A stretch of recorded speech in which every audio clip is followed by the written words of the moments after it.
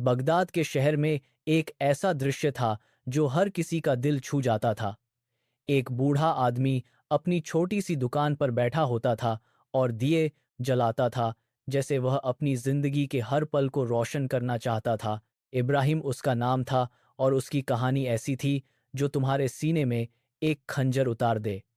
वह आदमी न कभी किसी से शिकायत की, न कभी अपनी किस्मत को कोसा, बस रोज अपने हाथ से मेहनत की और खुदा का शुक्र अदा करते थे। उसके पास सिर्फ एक ही दौलत थी, एक लड़के का नाम यासिर, जो उसके जीवन की तमाम खुशबुयां लूट गया था। यासिर जवान था और उसके दिल में एक आग थी जो उसे बाहर के जहान की तरफ बुलाती थी। यह वह कहानी है जिसमें बाप का प्यार और बेटे की तोहमत मिला बैला हो जाता है, और खुदा की हिकमत उन दोनों को ऐसा रास्ता दिखाती है जो न किसी ने सुना था, न कभी सोचा था। एक दिन यासिर अपने बाप के पास गया और बैठकर उसका हाथ पकड़ा। अब्बू, मैंने सोचा है कि अब यहाँ बैठना मेरे लिए मुमकिन नहीं रहा। दूसरे शहर में जाना है जहाँ तिजारत भी है, और मेरा लगता है वहाँ मेरी किस्मत भी छिपी हो। इब्राहिम के कान में गज पड़ गया। उसके बेटे की ये बातें सुनते ही उसके दिल में एक अलग ही दर्द उठता था, वह दर्द जो सिर्फ एक बाप समझ सकता था। लेकिन इब्राहिम ने अपना दर्द छुपा लिया और अपने बेटे के सपनों को देखा। उसने सोचा था कि अगर मेरा लड़का अपने सपने पूरे करने नहीं जाएगा तो वह हर रोज मुझे देखता रहा तो बाद में रिग्रेट करेगा। बेटा, तुम जाओ। इब्राहिम ने आखिरी बार अपने बेटे के माथे पर हाथ रखा। लेकिन याद रखना, जहां भी जाओ अपने खुदा को कभी भूलना मत। वो तुमसे ज्यादा तुम्हारे लिए फिक्र करता है। यासीर ने अपने बाप को गले लगा लिया और उस रात दोनों बाप बेटे रात भर कुछ नहीं बोले, सिर्फ एक दूसरे के पास बैठे रहे। अगली सुबह यासीर एक काफिले के साथ शाम के रास्ते पर चला गया, दूसरे शहर हलेब की तरफ। इब्राहिम दुकान पर अकेला रह गया, अपनी पूरी दुनिया को अपनी आंख के सामने जाते हुए देख रहा था।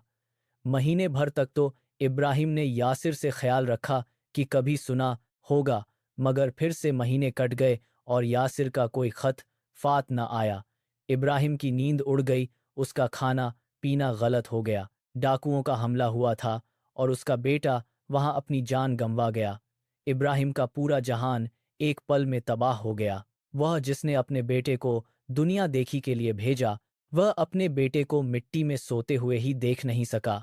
उसका नाम उस्मान था और वह इब्राहिम के दिल में एक नया उम्मीद लेकर आया। ओस्मान ने कहा कि वह यासिर का साथी था, और जब हमला हुआ तो यासिर ने उसे अपना एक बटुआ देकर कहा था, अगर मुझे कुछ हो जाए तो यह इब्राहिम तक पहुंचा देना। इब्राहिम के हाथ कांपने लगते थे जब उसने वह बटुआ पकड़ा। उसमें यासिर की अंगूठी थी, कुछ टांके थे और एक चिट्ठा लिखा था अपने बाप के नाम। चिट्ठा पढ़कर इब्राहिम समझ गया कि उसका बेटा हो सका या नहीं, लेकिन उसके दिल में हमेशा रहेगा। उस्मान ने इब्राहिम से कहा, अब तुम्हें शांति से रहना चाहिए। यासिर एक नेसवान था, उसका आखिरी पैगाम तो तुम्हें मिल ही गया। लेकिन इब्राहिम ने उस्मान से विदा लिया और उससे अपने पास रहने को कहा। उस्मान राज गया। महीने भर उस्मान इब्राहिम के साथ रहा और दुकान पर काम करने लगा। जब उस्मान ने अपने तिजारी तौर तरीके बताए तो दुकान में नई रौनक आ गई, दूर से खरीदार आने लगते और इब्राहिम का कारोबार चलते चलते बढ़ने लगा। उस्मान को सलाहियत थी, वह जानता था कौन सी चीज़ों को कैसे बेच सकता है, कौन सा रिश्ता कौन तक बनाते हैं। इब्राहिम को अपने इस नए दोस्ताना में खुदा का हाथ दिखा। एक दिन उस्मान ने कहा, इब्राहिम भाई, हम दोनों मिलकर एक बड़ा दुकान खोल सकते हैं। मेरे पास कहानियां हैं, तुम्हारे पास तिजाह है, मिला जाए तो बड़ा कुछ हो सकता है। इब्राहिम ने सोचा और राज्य गया। दोनों ने मिलकर बगदाद के भारी बाजार में एक सुंदर दुकान खोल दी। यह दुकान सिर्फ एक जगह न थी, यह इब्राहिम और उस्मान के लिए एक नया झरोखा था। एक रात इब्राहिम ने ख्वाब देखा, एक दरख्त था जिसकी शाख टूट गई थी, लेकिन उस टूट गई शाख से नई कोंपलें निकल रही थीं। जब इब्राहिम उठ गया तो उसके दिल में एक अलग ही बात समझ आ गई। शायद खुदा कहना चाहता था कि टूट जाने से सब लत्म नहीं होता, नई चीज आ सकती है। सुबह जब उस्मान से कहा तो उस्मान मुस्कुराया और कहा, इब्राहिम, खुदा हमसे क्या कहना चाह रहा था वो वाब में बताया, हम दोनों सिर्फ फरिश्ते के बनेंगे, इसका काम पूरा है। उस्मान ने इब्राहिम से कहा, अब हमें हालेब जाना चाहिए, वहां का तिजारत और भी अच्छा है। इब्राहिम का दिल धड़क गया। हालेब वही शहर जहां से उसका बेटा नहीं लौट पाया था। लेकिन फिर इब्राहिम ने अपने आप से पूछा, अगर मेरा यासिर उसी रास्ते पर गया था तो मुझे भी जाना चाहिए।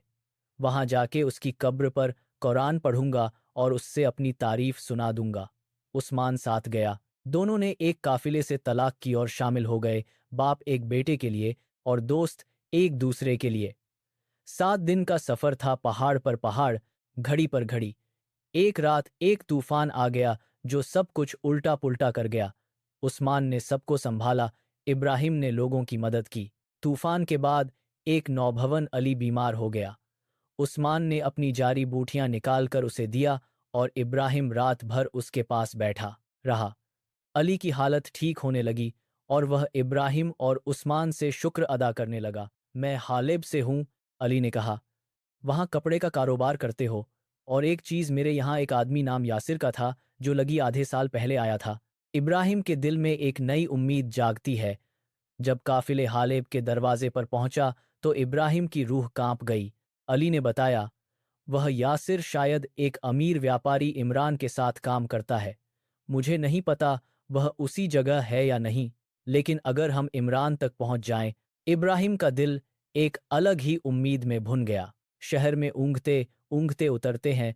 ओस्मान हाथ में हाथ रखा हुआ था और दोनों का दिल एक ही बात सोच रहा था, शायद खुदा ने हमें यहाँ भेजा ही इसीलिए। अली उन्हें एक बड़ी हवेली में ले गया, इमरान का घर।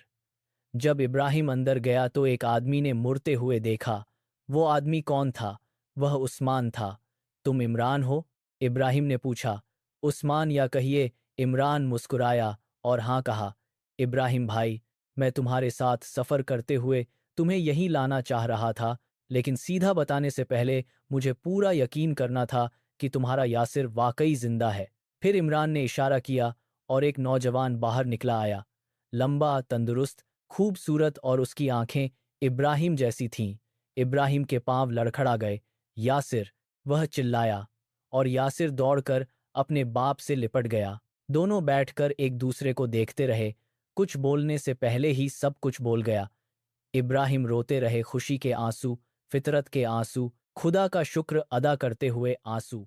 यासिर ने बताया, अब्बू, जब हमला हुआ तो मैं जख्मी हो गया। इमरान भाई ने मुझे बचा लिया और अपने घर लाया। मैं महीने तक बीमार रहा और मेरी याददाश्त उड़ गई। जब बेहतर हुआ तो मैं कुछ याद नहीं कर पाया, न अपना नाम पूरा, न घर का पता। इमरान ने मुझे पढ़ाया, मेहनत सिखाई, और जब मेरी याददाश्त लगी तब अब्बू को ढूंढने निकला। इब्राहिम ने अपने बेटे को सुना, हर खराबी, हर तकलीफ, हर लम्हा जब यासिर अकेले था। इमरान ने इब्राहिम से कहा, जब यासिर की हालत ठीक हुई तो मैंने उसे मदीना ले जाकर उस बात सुना जो मदीना में कल पड़ा था। तुम एक ऐसे बाप हो जो अपने बेटे के लिए सब कुछ करते हो। मुझे यकीन नहीं था कि यासिर सच में तुम्हारा बेटा है या नहीं। तो मैंने ढूंढा, पता लगाया, और फिर ये सोची, अगर मैं सीधा बता दूं तो हो सकते हो तुम्हें शुनून लग जाए। इब्राहिम की आंखें खुल गईं। इमरान ने सीखी शुद्धता से इब्राहिम तक अपने यासिर को पहुंचाया था, न कि सिर्फ सीधा जट लिखकर। इमरान इब्राहिम के बगल में खड़ा हो जाता है और तीनों लोग एक साथ खड़े होते हैं, बाप, बेटा और वह दोस्त जो खुदा ने भेजा था। यह शहर तबाह हो गया था उनके लिए, लेकिन खुदा ने उन्हें नया दिया।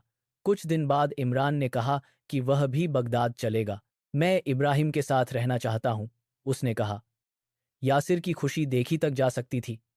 उसका बाप, उसका दोस्त, सब एक जगह। दोनों ने हिसाब लगाया, व्यापार कितना बढ़ेगा, कौन सा सामान लेके जाएंगे, कौन से रास्ते सुरक्षित हैं। इस बार 3 लोग थे और हर एक दूसरे का हाथ पकड़ा हुआ था। बगदाद में जब वापस आए तो इब्राहिम ने अपनी छोटी दुकान को देखा और मुस्कुरा दिया। लेकिन अब वो छोटी नहीं रही, ओस्मान और यासिर के साथ वो बड़ी दुकान बन गई।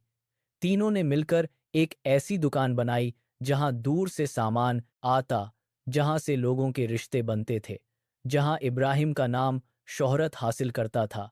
यासिर अपने बाप के पास काम करते थे, इमरान नई निज़ामत देखते थे। यह दुकान सिर्फ दुकान नहीं था, यह इब्राहिम के सपनों का महल था। एक दिन इब्राहिम ने अपने दोनों बेटे और इमरान को अपने पास बिठाया। सुनो, वह कहते हैं, मैंने अपने यासिर को खो दिया था, या मैंने सोचा था कि खो दिया, लेकिन खुदा ने मुझे सिखाया कि हर मुश्किल से आगे खुशी छिपी होती है। मैंने अपने बेटे को जाने से पहले इमरान को बाप समझा। आप सबका बाप बन गए हो, शहर का, हम दोनों का। यही तो खुदा की हिकमत है। जब हम अपने दर्द को धरती पर लगाते हैं, खुदा उसको सोने में बदल देता है।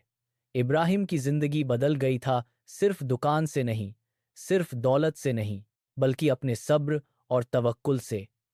जिस दिन उसका यासिर जाता है, उस दिन इब्राहिम का पूरा जहान धूल जाता है। लेकिन खुदा ने उससे बताया, इब्राहिम, तुम एक बाप हो, लेकिन यह दुनिया भी तुम्हारा औलाद है।